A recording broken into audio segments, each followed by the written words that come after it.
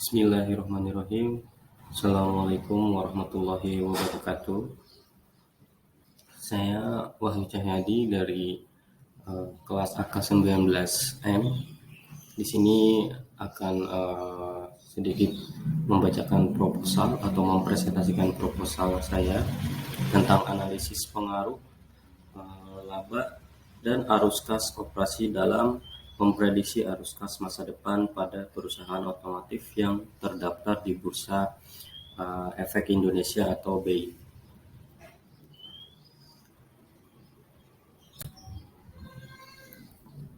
Oke, dimulai dari latar belakang.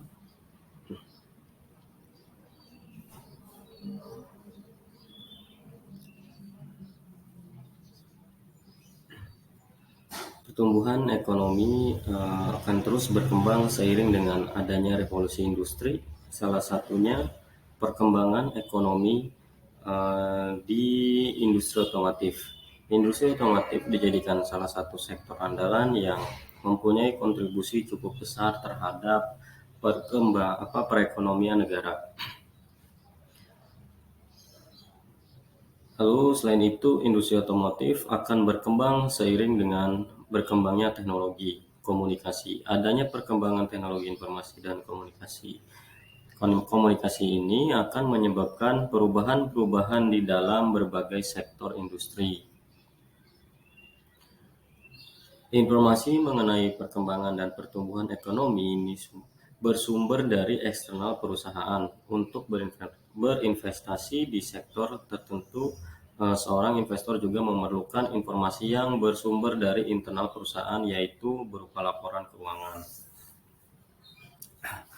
Penelitian menggunakan perusahaan di industri otomotif sebagai objek penelitian dikarenakan adanya revolusi industri di mana teknologi di dunia usaha ini akan semakin berkembang, yang membuat perusahaan mencari cara supaya dapat mempertahankan keberlangsungannya dengan usaha perusahaannya, dengan kegiatan usaha perusahaannya.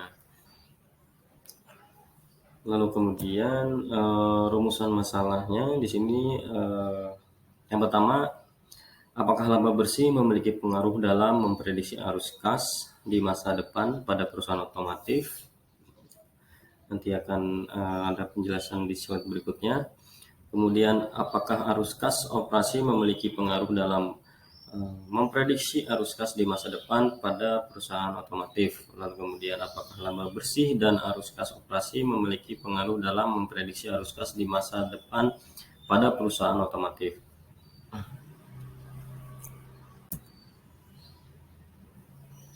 Tujuan daripada penelitian ini adalah untuk mengetahui pengaruh laba, yaitu laba kotor, laba operasi, dan laba bersih dalam memprediksi arus kas di masa depan, dan untuk mengetahui pengaruh arus kas operasi dalam memprediksi kas di masa depan.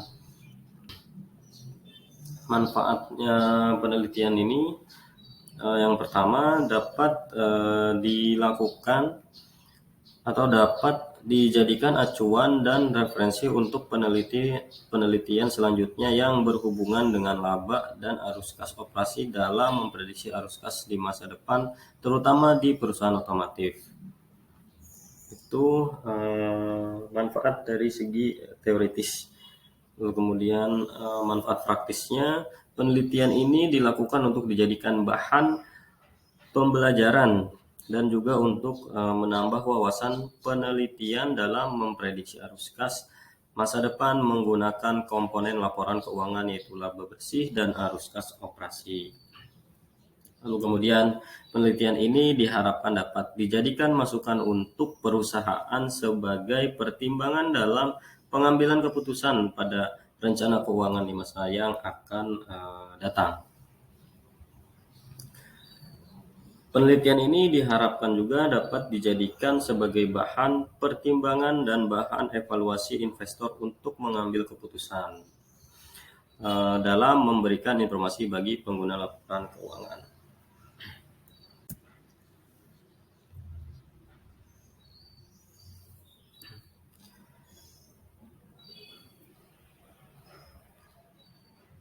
pendahuluan daripada bab 1 ini sistematika penulisan.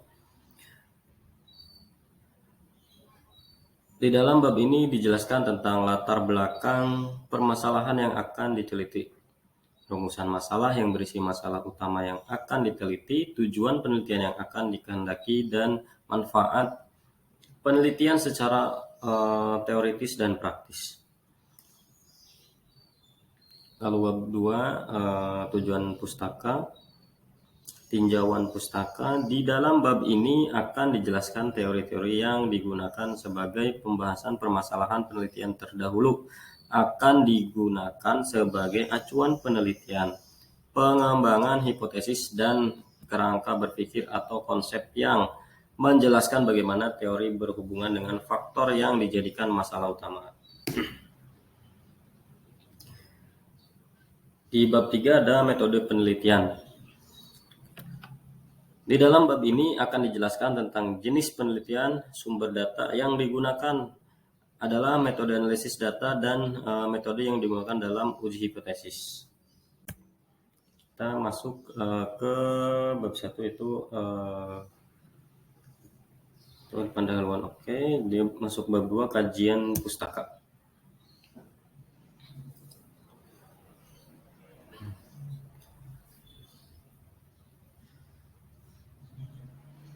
Teori yang pertama dimulai dari laporan keuangan. Laporan keuangan menurut PSAK nomor 2 tahun 2015 adalah sebuah laporan keuangan dasar yang melaporkan kas yang diterima, kas yang dibayarkan, dan perubahannya dari kas yang dihasilkan dari aktivitas operasi, investasi, dan pendanaan dari bisnis selama satu periode dalam sebuah format yang menyatakan saldo kas awal dan akhir. Lalu yang kedua adalah laba. Laba terdiri dari laba kotor, laba operasi, dan laba bersih. Laba kotor merupakan selisih pendapatan dari penjualan bersih dan harga pokok penjualan. Laba merupakan informasi tentang kinerja perusahaan yang akan digunakan untuk menilai dan memprediksi arus kas masa depan. Lalu yang ketiga ada arus kas. Laporan arus kas menunjukkan adanya uang masuk dan keluar di dalam perusahaan. Tujuan dari laporan arus kas untuk menyajikan informasi tentang perubahan arus kas dan setara kas entitas selama satu periode yang diklasifikasikan berdasarkan aktivitas operasi, investasi, dan pendanaan. Oke, ini menurut Martani et al. 2012. Lalu yang keempat ada prediksi. Prediksi dilakukan untuk memperkirakan keadaan yang akan terjadi di masa depan. Prediksi ini merupakan input bagi proses perencanaan dan pengambilan keputusan perusahaan. Memprediksi atau prediksi digunakan sebagai alat bantu dalam pengambilan keputusan dengan adanya risiko yang akan dihadapi.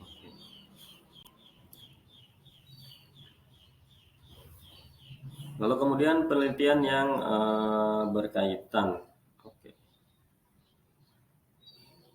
Ini ada menurut Rinanda 2018. Penelitian pada perusahaan manufaktur yang terdaftar di Bursa Efek Indonesia tahun 2010 sampai 2013 menyatakan bahwa laba berpengaruh signifikan positif terhadap arus kas operasi masa depan. Lalu kemudian Susan Susanti dan Trismayarni 2021, penelitian pada perusahaan manufaktur sektor konsumsi yang terdaftar di Bursa Efek Indonesia periode 2014 sampai dengan 2018 menyatakan bahwa laba memiliki pengaruh yang signifikan terhadap prediksi arus kas di masa depan. Lalu menurut Mandala Restu dan Dini Widiawati 2020, penelitian pada perusahaan yang tergabung dalam LQ45 tahun 2013 sampai dengan tahun 2018 menyatakan bahwa laba bersih tidak berpengaruh terhadap arus kas masa depan. Menurut Maulidia dan Abdul dan kawan-kawan, 2018, penelitian pada perusahaan di Bursa Efek Indonesia yang terdaftar di LQ45 tahun 2014 sampai dengan 2016 menyimpulkan bahwa secara parsial laba dan arus kas memiliki pengaruh positif terhadap arus kas di masa depan.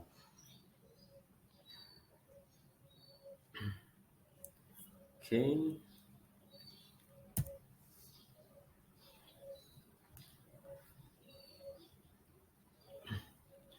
Jadi ini hipotesanya. H1 adalah laba bersih memiliki kemampuan untuk memprediksi arus kas di masa depan. Itu tuh saja yaitu. Lalu yang kedua atau H2, arus kas dari operasi memiliki kemampuan untuk memprediksi arus kas di masa depan. Lalu hipotesis 3, laba bersih dan arus kas dari operasi memiliki kemampuan untuk memprediksi arus kas di masa depan ya tentunya.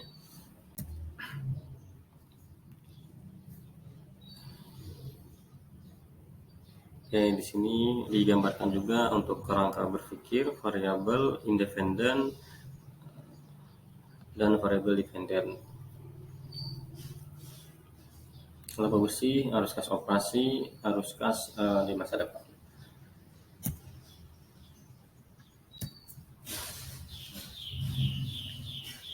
Kita masuk pada metode penelitian. Jenis penelitian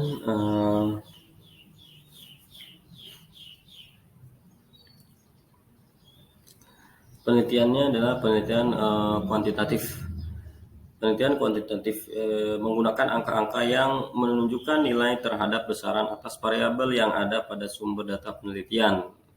Ini menurut Sulianto 2018 berpendapat bahwa penelitian kuantitatif didasari oleh data kuantitatif di mana data kuantitatif tersebut berbentuk angka atau bilangan. Analisis data kuantitatif dalam penelitian ini menggunakan software pengolah data statistik yaitu SPSS ya.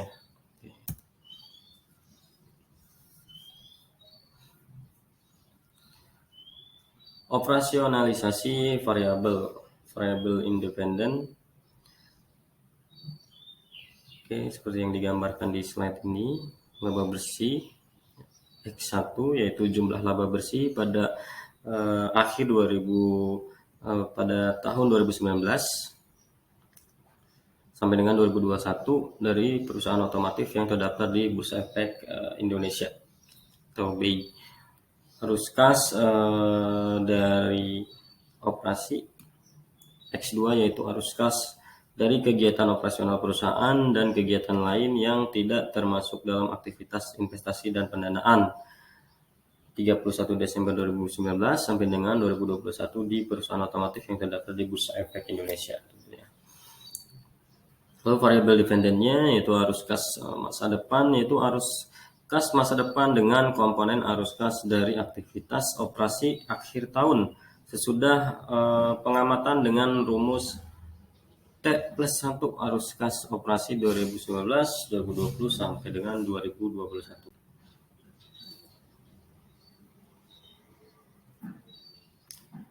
Populasi dan sampel. Populasi dan sampel dalam penelitian ini adalah perusahaan otomotif yang terdaftar di BI Bursa Efek Indonesia. Meliputi laporan laba rugi yaitu laba bersih dan laba arus kas dan laporan arus kas yaitu arus kas operasional. Kriterianya perusahaan otomotif yang menyajikan laporan keuangan tahun 2019 sampai dengan 2021.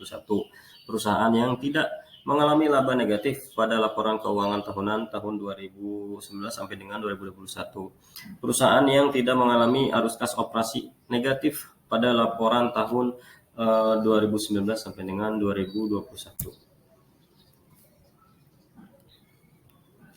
Metode analisis data statistik deskriptif. Metode analisis deskriptif merupakan analisis statistik untuk menganalisis data dengan cara mendeskripsikan data yang sudah terkumpul tanpa dibuat kesimpulan, yaitu berlaku untuk umum atau generalisasi. Ini menurut Sugiono 2014. Dengan mengolah data berupa angka-angka yang digunakan dalam penelitian di mana akan dianalisis dan diketahui hubungannya signifikan atau tidak antar variabel yang diteliti. Jenis dan sumber data. Oke, data yang digunakan dalam penelitian ini adalah data sekunder berupa data laporan keuangan perusahaan otomotif yang terdaftar di Bursa Efek Indonesia. Oke, sumber data berasal dari website resmi di Bursa Efek, yaitu mulai dari tahun 2019 sampai dengan 2021. Metode pengujian hipotesis analisis regresi berganda. Analisis regresi berganda akan menguji pengaruh terkait dua atau lebih variabel independen yang digunakan. Tujuan analisis regresi linear berganda adalah untuk mengukur identitas hubungan antara dua variabel atau lebih dan membuat perkiraan nilai Y atas X. Ini menurut Yono.